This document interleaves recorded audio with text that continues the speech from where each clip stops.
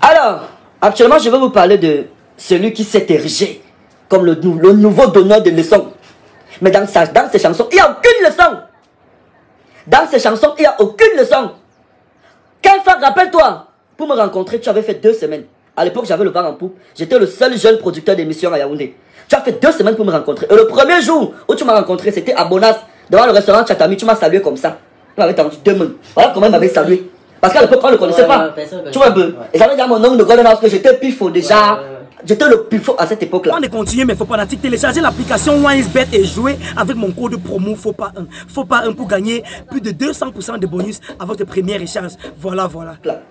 Souviens-toi des propos que tu as jetés, que tu as mis sur Internet, de tes publications quand l'évêque de où c'était le bas là, on avait trouvé dans l'eau là et tout. Hein? Il s'est carrément mis toute la communauté catholique à dos. Ça n'est qu'il n'a pitié de rien. Je ne sais pas pourquoi aujourd'hui il cherche la compassion des fans, il fait semblant de faire comme s'il avait la rue, comme s'il avait les gens. Depuis que vous connaissez quelqu'un qui dit qu'il est artiste de la rue, vous l'avez vu donner un concert à l'avenue Kennedy quand? Vous l'avez vu même chocolat, les gens de la rue quand? Hein? Souviens-toi également, si tu as la mémoire courte, des propos que tu as tenus, c'était au palais des sports, en pleine soirée. Dynastie venait de perdre sa mère. Tu as dit, l'eau, il ne veut pas prononcer le mot, que l'eau de ta mère, sa mère venait de mourir. Tu n'oublies rien. Hein? Moi, je vais oublier comment. Je suis l'encyclopédie du showbiz. Dans toute notre génération là, non? Je peux raconter tout. La création des locaux, des tenants. Je peux raconter comment tout s'est passé étape par étape. Toute la génération là. Commençant par Numérica, parce que c'était Numérica le premier. C'est Numérica le premier qui a brisé.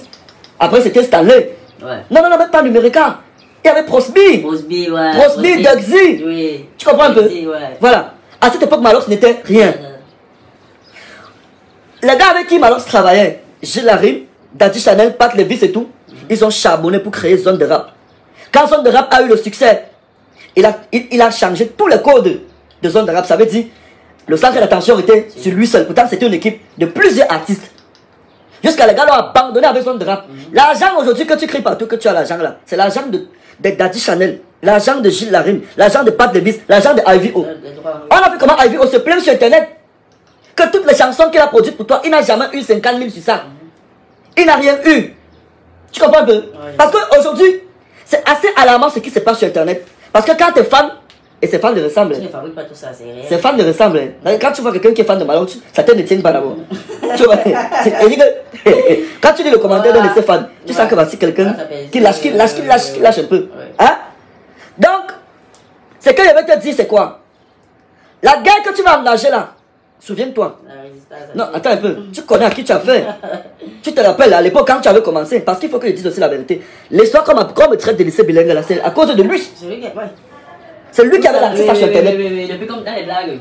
C'est lui qui avait lancé ça sur Internet. C'est à cause de lui. Tu supportes ça jusqu'à présent. Tu comprends un peu? J'ai supporté ça jusqu'à présent. Mais on te sort une petite balle. Une balle donc. Je ne suis même pas sûr. Ça veut dire que j'ai mal écrit ma chose comme ça. Les gens sont venus déformer ça sur Internet. Maintenant, c'est les pleurs du mot partout. Il veut monter les femmes contre moi, qu'on va créer l'association des femmes, qui ne sont pas fertiles, machin. Tu fais ça. Attends, tu veux effrayer qui avec? Là, c'est changer le débat. Tu veux changer le débat, pourquoi? Et les filles l'ont lavé. Les propres filles à qui tu voulais faire ça, elles t'ont copieusement rincé. Bon, sincèrement, dites-moi une seule personne que quelqu'un a aidé, que toi tu connais. Hein? Non, il a lâché tout ça. Alors, voici mon pote avec qui on a commencé le showbiz. Il s'appelle Arnaud Jaguar.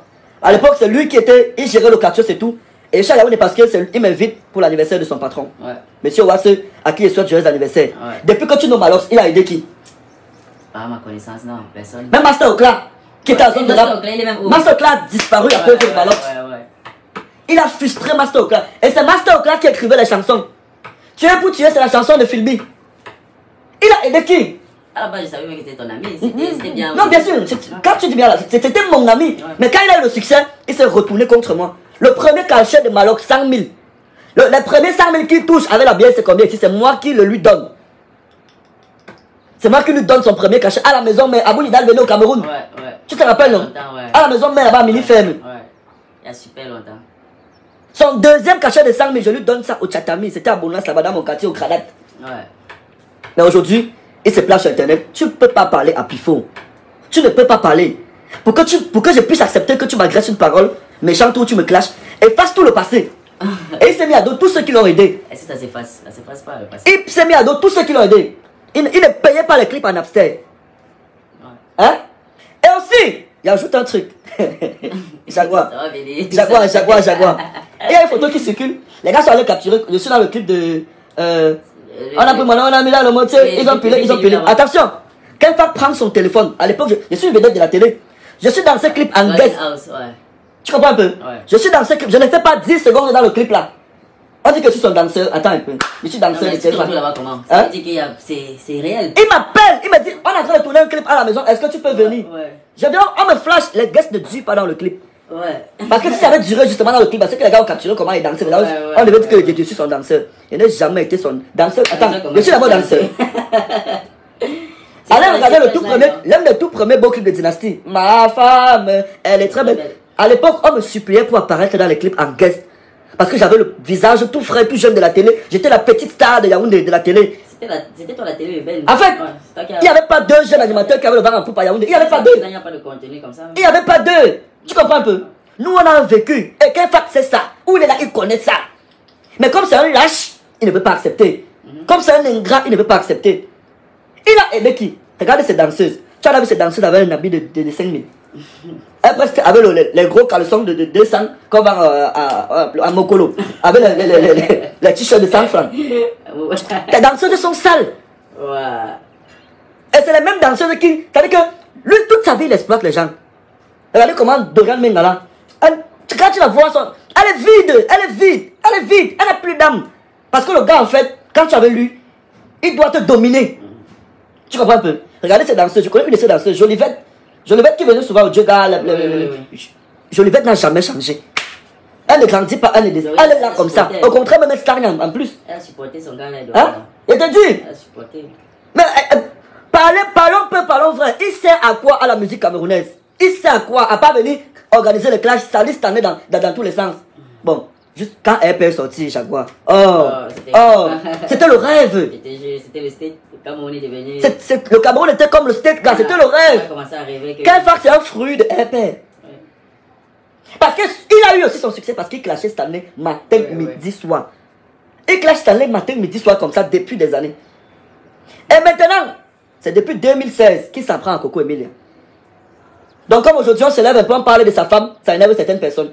Il s'en prend à Coco Emilia. Depuis 2016, on ne sait pas ce que Coco Emilia lui doit. Et tu te rappelles, un lâche, Betancourt avait tabassé à boîte.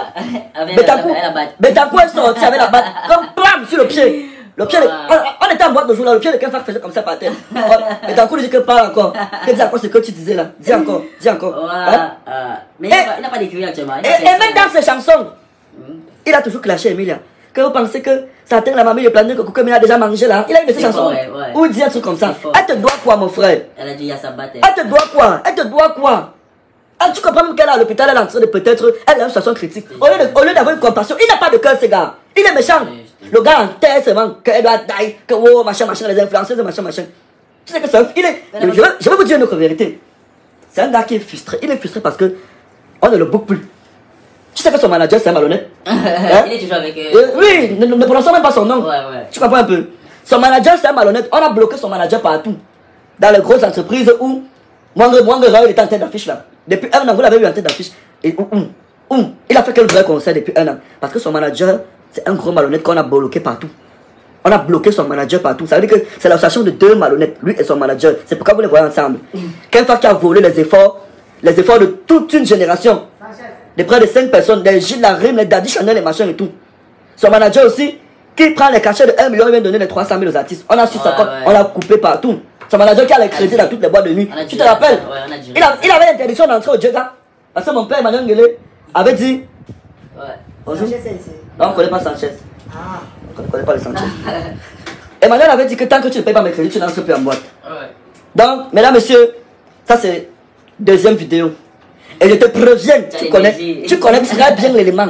Tu connais très bien Pifo. Tu connais très bien l'élément. Si tu ne te calmes pas, je vais aller plus loin. Tu es prévenu. Et prévenir vaut mieux que guérir. En bon entendeur, tu as suivi. Merci.